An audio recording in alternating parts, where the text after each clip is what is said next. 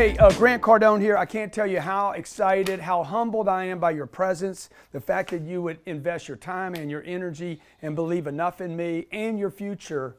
So many people have given up out there. So many people have given up on their money, their finances, their careers, their futures, their families, their dreams. And it is my mission to help people. So the fact that I can, you are allowing me to fulfill my mission in life. Told my mom when I was 16 years old, when I watched my mom in tremendous fear every day from the age that I was 10 years old to 16, I watched my mom terrified every single day. And there was nothing I could do about it. And I had made a personal decision, a commitment within myself, said, one day I'm going to be in a position to help my mom out. And I didn't know what I was going to do. I didn't know how to do it, but I was on a quest. I said, I'm going to get my money right. Because the problem my mom had was not health. She was healthy. It was not love. She had love. Everybody loved my mom. We had all the basic needs. My mom had fear. And this is something that nobody's talking about. How many people are scared every day because of their finances? So I was like a young kid, like kids, you were most formed by the things that were happening to you in those critical situations in life. And when you can't change the environment around you, it either makes you or it breaks you. This is Jared Clamp behind the scenes, by the way. Jared works with me. He's 33 years old. 34 years old. Wife, married 2 or 3 years now. Yeah. Newborn. He came in to work for me. He was smoking weed. He was broke. He had debt. He worked side by side with me. He moved into this company and got next to me because he believed it was a vehicle. He hears me talking about vehicles and prosperity and abundance and financial freedom. It is not just about money. It's not just about millions. It's not about, having your own private jet and a Lamborghini. This is not what this is about. I love all those things. All those things are great. I would love to have a supercar one day until I got to drive it. I got to drive it. I got to get in and out of it. I like comfortable things. Most people do not need Lambos and private jets. So I think, Jared, you're not looking for private jets and Lambos, right? Nope. So most people don't want that. Flow, bro. Yeah, the people that I talk to are like, hey, dude, I just want to do what I want, go where I want. I want freedom.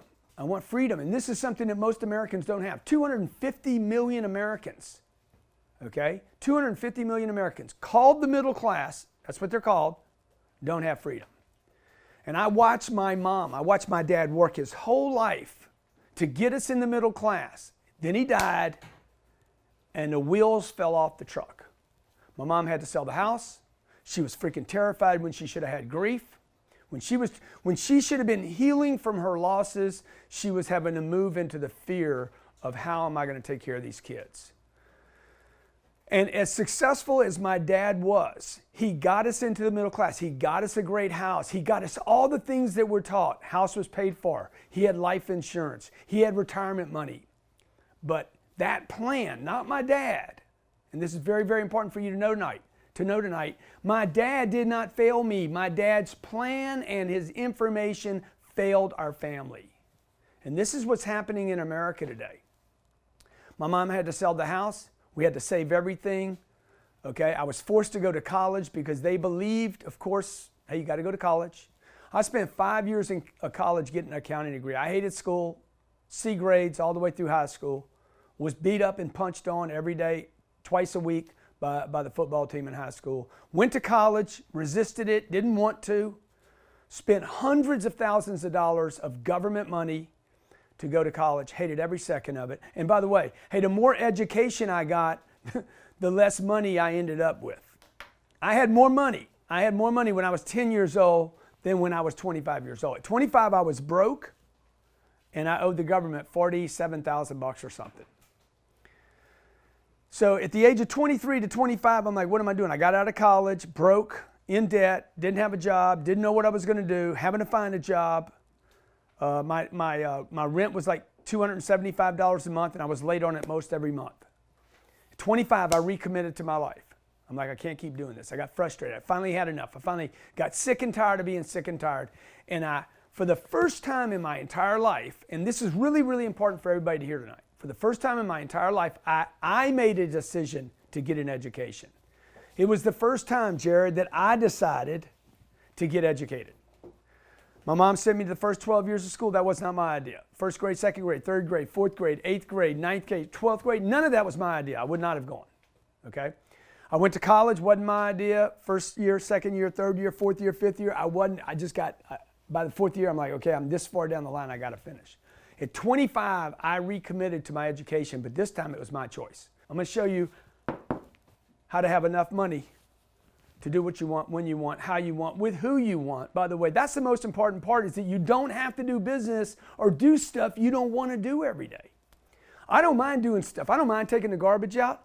I will not spend my time with garbage. Big difference, okay?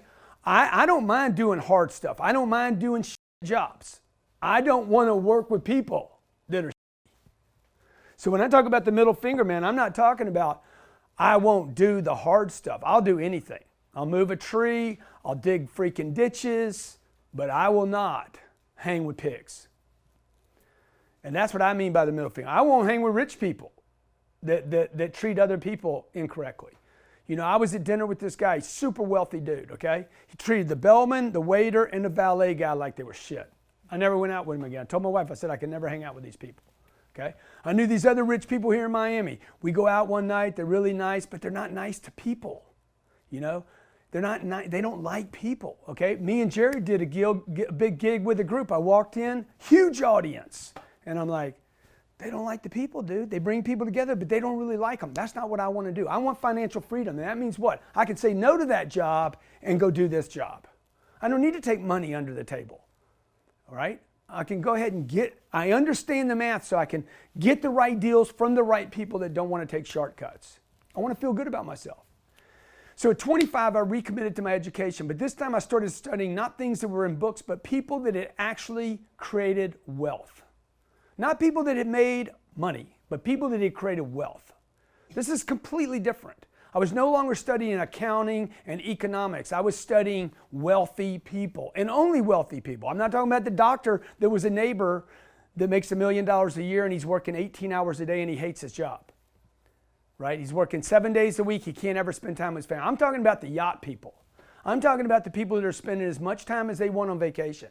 I'm talking about the car dealer that had 28 car dealerships or 82 car dealerships. That has indisposable money. I'm talking about the Walton money. I'm talking about the Waltons last week increased their net worth by $11 billion. And they haven't worked for 30 years. That's the kind of wealth I started studying. I started reading Barron's in the Wall Street Journal. And I quickly realized something, that the wealthy people had financial freedom and no one else did. Okay? A very small percentage of people. Lots of people have money. My uncle had millions of dollars. He was terrified about his money, wouldn't spend it, acted like a miser, buried money in the backyard. I realized my parents had it wrong. The information I had that was wrong. And this is the number one thing I want you to get out of tonight. The information you have is wrong. The wealthy talk differently than the middle class. I watched my mom and my dad. I started comparing the wealthy people to what my dad did. My dad worked every day of the week. If he wasn't working at the office, he was working in the yard. They saved money. They cut their own grass, okay? We ate all our food. We turned the lights off. We didn't waste anything. And that was uncertainty, it was insecurity, and it was fear. And it perpetuated uncertainty, insecurity, and fear. And all the lessons about money. Money doesn't grow on trees. A penny saved is a penny earned. Eat all your food. People are starving, okay? Money, you don't waste it, don't play with it. All that creates insecurity and it's incorrect, okay?